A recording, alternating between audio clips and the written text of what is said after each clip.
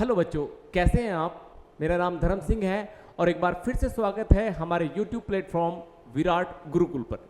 बच्चों, जैसे कि मैंने आपसे वादा किया था अपनी पिछली कक्षा में कि हम आपको ज्योग्राफी के अर्थात भूगोल के 100 महत्वपूर्ण प्रश्न कराने जा रहे हैं।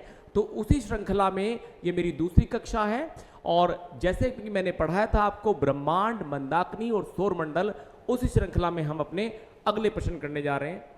बच्चों, अगर बहुत अच्छा होगा अगर आप नेक्स्ट टाइम में आप मुझे अपने कमेंट्स दो और साथ में अपना कुछ आप मुझे लिख के बताएं और साथ साथ अगर आंसर भी आप बताते चलें तो बहुत अच्छा रहेगा बच्चों। तो कक्षा को हम शुरू कर रहे हैं और कक्षा में देखना आपके काम के बहुत सारे प्रश्न इसके अंदर हैं और अलग अलग कंपटीशंस के अंदर ये प्रश्न पूछे गए हैं बच्चों हमेशा। तो ठीक है, पहला प्रश्न आपके सामने है, महाविस्फोट सिद्धांत संबंधित है इनमें से किस चीज से। तो बच्चों ऑप्शन है ब्रह्मांड की उत्पत्ति से, महाद्वीपीय विस्थापन से, हिमालय की उत्पत्ति से या ज्वालामुखियों के विस्फोट से।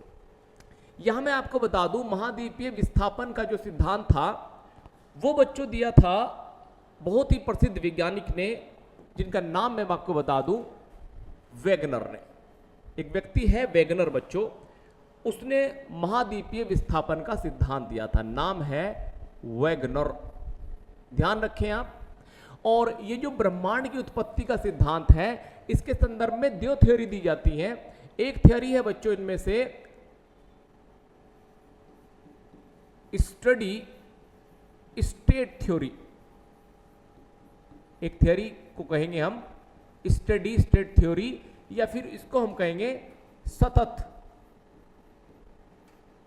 सृष्टि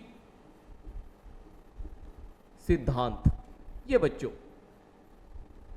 मैं पढ़ाया है, आपको बताया है। दूसरी थ्योरी है हमारी बिग बैंग की, बिग बैंग, और इसी को हिंदी में हम कहते हैं महाविस्फोट का सिद्धांत।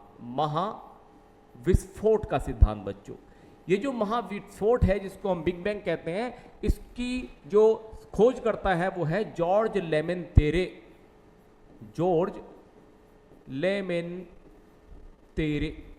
ये नाम है। और ये जो थ्योरी है स्टडी स्टेट थ्योरी, ये दी थी तीन लोगों ने, एक का नाम है हरमन बॉडी, एक है थॉमस गोल्ड और एक है फ्रेड हॉयल।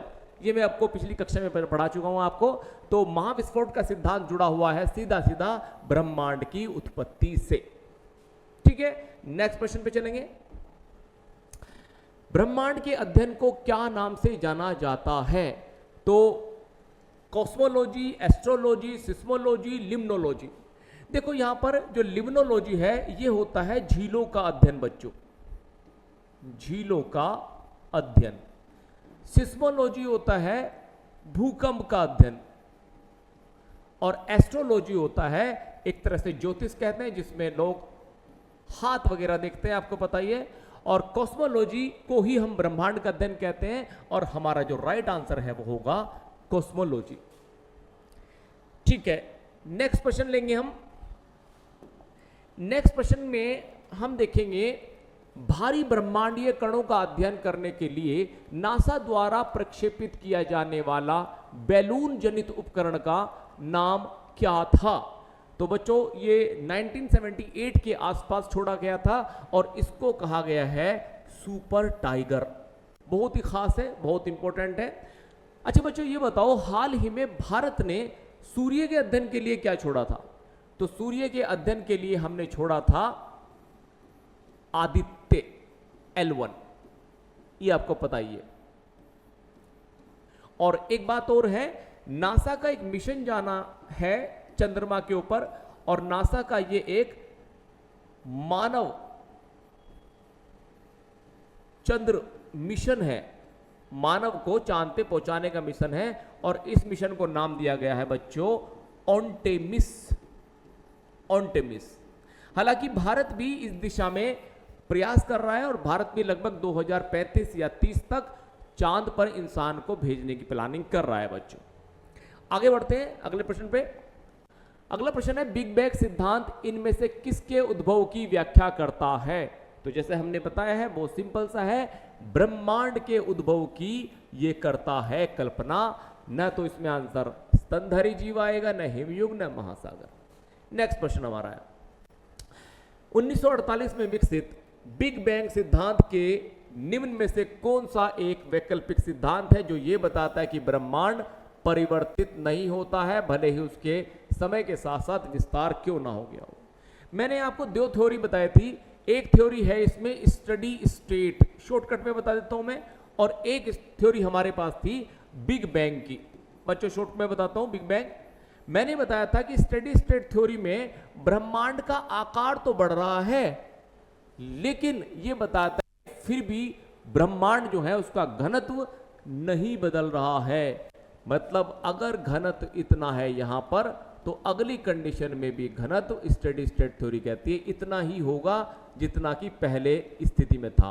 हालांकि आकार बढ़ रहा है तो घनत्व नहीं बढ़ रहा है, इसकी डेंसिटी में कोई चेंज नहीं हो रहा है, घनत्व है समान।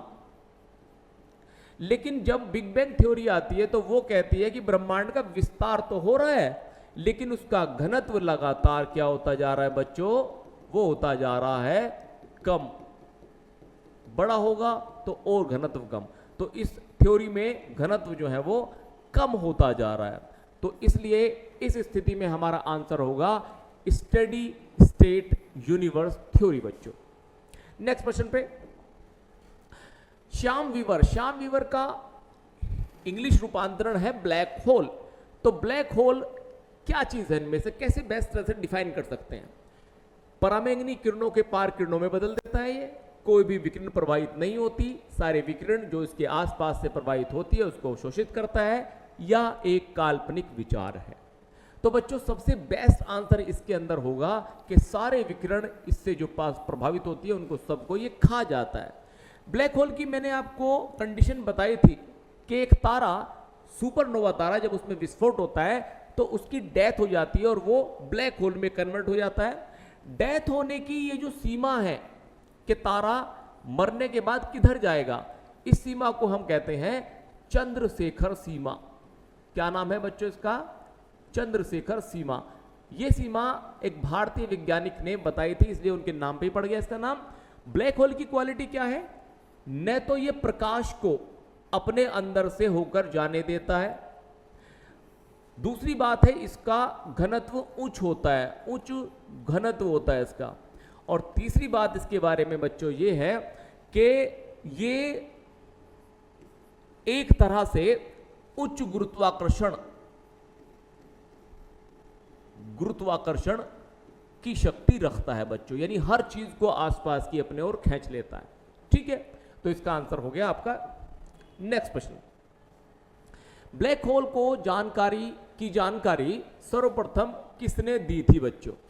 तो इसमें मेघना साहा, हरमन बॉन्डी, एस चंद्रशेखर और जेवी नार्लिंगर।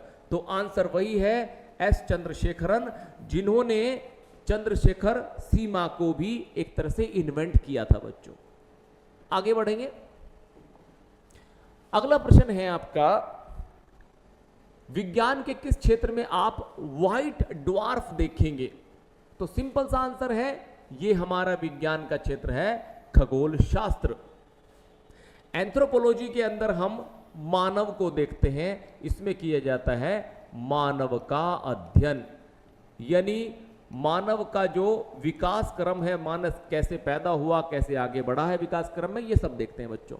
और जेनेटिक्स में हम जीनों के बारे में पढ़ते हैं और एग्रीकल्चर का आपको पता ही है। ठीक है, तो आंसर हो गया हमारा खगोल शास्त्र।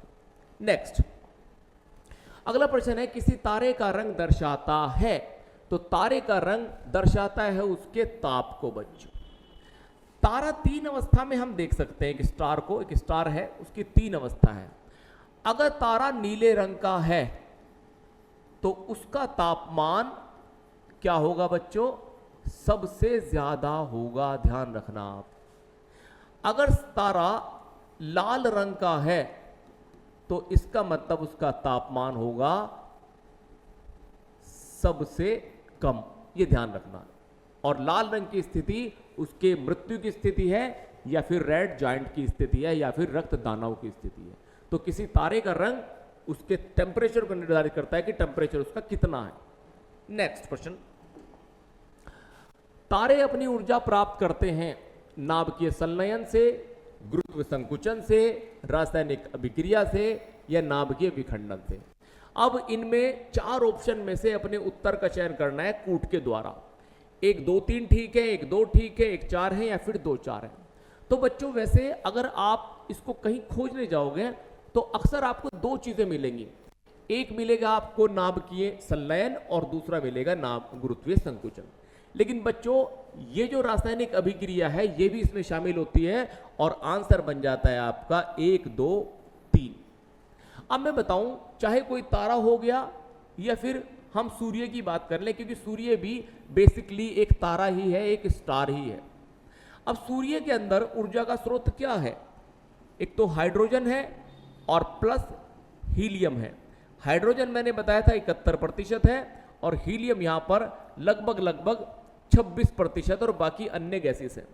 तो क्या होता है कि हाइड्रोजन और हीलियम के जो नाभिक होते हैं, जो उनके न्यूक्लियस होते हैं, वो आपस में 2 नाभिक मिल जाते हैं और मिलकर अपार ऊर्जा निकालते हैं, अपार ऊर्जा। और इसी सिद्धांत पर काम करता है हमारा हाइड्रोजन बम, ये बात ध्यान रखना, ठीक है। और नाभिकीय विखंडन पर हमारा काम करता है परमाणु बम, ठीक है, इसमें नाभिक टूट जाता है। तो नाभिकीय संलयन हो गया, एक गुरुत्वीय संकुचन हो गया, यानी तारा अपने आप में ही सिकुड़ने लगता है। और तीसरी बात है रासायनिक अभिक्रिया, यानी हाइड्रोजन और हीलियम का केमिकल रिएक्शन होता है। तो बच्चों तीनों ऑप्शन बनेंगे 1 2 और 3। नेक्स्ट क्वेश्चन, तारे पूर्व से पश्चिम में किस कारण ज्यादा दिखते हैं? तो इसके पीछे छिपा हुआ है ये राज कि पृथ्वी की जो रोटेशन है, यानी कि रोटेशन जो है, यानी कि इसकी घूर्णन गति, घूर्णन गति का मतलब है इसकी जो अपने चारों तरफ अपने अक्ष पर घूमने की जो गति है, उसके कारण जो है हमें तारे दिखाई देते हैं। और ये हमारी जो है पश्चिम से पूर्व की ओर है बच्चों। किधर से किधर घूमती है पृथ्वी? पश्चिम से पूर्व की तरफ पृथ्वी घूमती है, इसी वजह से हमें तारे ज्यादा दिखाई देते हैं पूर्व से पश्चिम की तरफ। और सूर्य भी हमें पूर्व से पश्चिम की तरफ ही उगते हुए दिखता है, लेकिन पृथ्वी उल्टी दिशा में चलती है एक तरह से। तो पृथ्वी चलती है हमारी किधर से? पश्चिम से पूर्व की ओर घूम रही है। ये आपका ऑप्शन डी आंसर हो गया। नेक्स्ट 12वां क्वेश्चन है, सुपरनोवा क्या है? तो सुपरनोवा क्या एक पुच्छल तारा है, क्या ग्रहिका है, क्या विस्फोटी तारा है, या फिर एक ब्लैक होल है? तो बच्चों सुपरनोवा तारा एक मृतपाय या फिर विस्फोटी तारा है। मैंने बताया है आपको कि एक तारा जब उसका फ्यूल यानी उसका ईंधन खत्म होता है तो वो बन जाता है रक्त दानव, यानी कि रेड जॉइंट। और रक्त दानव के बाद उसमें एक विस्फोट होता है तेजी से, और इस विस्फोट को ही हमने कहा है सुपरनोवा विस्फोट। और ये तारे की मरणासन यानी आखिरी अवस्था है। पुच्छल तारा अलग होता है, इसकी पूंछ बन जाती है एक, और ग्रहिका को कहते हैं एस्ट्रॉयड, जो कि मंगल और बृहस्पति के बीच में है। और ब्लैक होल की थ्योरी मैंने बताया है कि तारा जब डेथ हो जाती है उसकी, तो वो अगली स्थिति उसकी ब्लैक होल बन जाता है वो। और ये हमने चंद्रशेखर ने हमको समझाया था। नेक्स्ट क्वेश्चन पे, तो इसका आंसर हमारा हो गया सी। नेक्स्ट, पल्सर होते हैं। अब आप देखो, पल्सर एक मोटरसाइकिल का नाम भी है, और शायद इन्होंने इस पल्सर जो एक पिंड है, एक ऑब्जेक्ट है अंतरिक्ष में, उसी से शायद जो है इस शब्द को चुराया हुआ है। बच्चों मैंने गैलेक्सी बताई थी आपको। गैलेक्सी में मैंने बताया था यहां पर सेंटर में होता है ब्लैक होल, और उसके पास मैंने बताया था होता है, ये मैंने बताया था आपको ब्लैक होल यहां पर, और उसके चारों तरफ बाहरी हिस्से में एक स्टार होता है पल्सर नाम का। और इसकी सबसे बड़ी क्वालिटी ये होता है कि ये तेजी से घूमता है, तेजी चाल इसकी सबसे बड़ी क्वालिटी है, इसलिए आंसर इसका हो जाएगा सी। नेक्स्ट क्वेश्चन बच्चों, तारों के मध्य दूरी ज्ञात करने की इकाई। तो तारों के मध्य दूरी ज्ञात की जाती है प्रकाश वर्ष से बच्चों। अब एक प्रकाश वर्ष क्या है? एक प्रकाश वर्ष, इसको हम कहते हैं कि सूर्य की रोशनी या फिर सूर्य की किरण द्वारा एक वर्ष में तय की गई दूरी, तय दूरी, यानी एक वर्ष में जितनी दूरी तय करता है प्रकाश की एक किरण, उसको हम क्या कहते हैं? प्रकाश वर्ष। और अगर हम कहें कि एक सेकंड में प्रकाश कितनी दूर चला जाता है, तो 3 × 10⁸ मीटर पर सेकंड, यानी कि एक सेकंड में लगभग ये 3 लाख किलोमीटर चला जाता है प्रकाश। तो ये एक प्रकाश वर्ष सूर्य की एक किरण द्वारा एक वर्ष में तय की गई दूरी को हम कह सकते हैं। तो आंसर डी। नेक्स्ट क्वेश्चन, तारामंडल सप्तऋषि को पश्चिमी निवासी क्या कहते हैं? तो पश्चिमी निवासी ने नाम दिया है इसको बिग डीपर। अब बिग डीपर एक चम्मच होती है बच्चों, जिससे हम सूप पीते हैं। इस तरह की चम्मच है, इस तरह की चम्मच होती है, उससे हम सूप पीते हैं बच्चों, ठीक है। दूसरे तरह से मैं इसको ऐसे भी बना सकता हूं, ये, ठीक है। अब भारत में इसको हमने क्वेश्चन मार्क की तरह माना है। इसमें कुल 7 स्टार है, 1 2 3 4 5 6 7। इसी तरह से उन्होंने इसको उल्टा तरह से देखा है और उन्होंने नाम दिया है इसको क्या? Big deeper. ध्यान रखना बच्चों, अंग्रेज इसे क्या कहते हैं? Big deeper. और एक नाम और देते हैं अंग्रेज इसका, ग्रेट बियर, ग्रेट बियर, ठीक है। या फिर एक नाम और है उर्सा मेजर, ठीक है। ये बात ध्यान रखना आप। तो 3 नाम इसके दिए गए हैं, उर्सा मेजर भी कहा जाता है इसको, ये ध्यान रखना आप, ठीक है। 3 नाम है और भारतीय इसको जानते हैं सप्तऋषि तारामंडल से, क्योंकि इसमें 7 तारों का एक समूह है। तो आंसर हो गया हमारा सी। नेक्स्ट, जिस तारामंडल के तारे ध्रुव तारे की ओर संकेत करते हैं उसको क्या कहते हैं? तो अभी मैंने बताया सप्तऋषि तारामंडल जो है वो हमेशा ध्रुव तारे को इंडिकेट करता है, इसके इस दिशा में ध्रुव तारा होता है। तो आंसर हो गया है सप्तऋषि तारामंडल।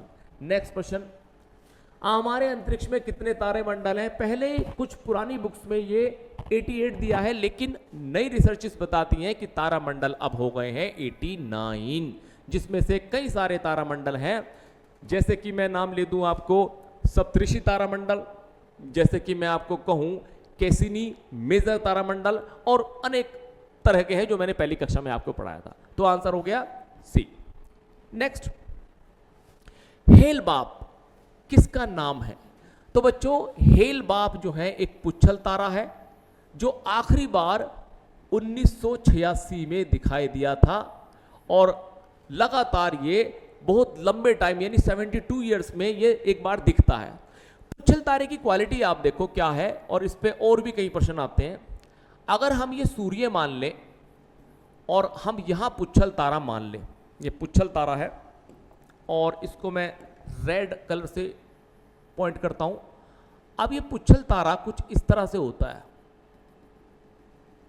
ये इस तरह से, ठीक है बच्चों। आप ध्यान दो थोड़ा सा।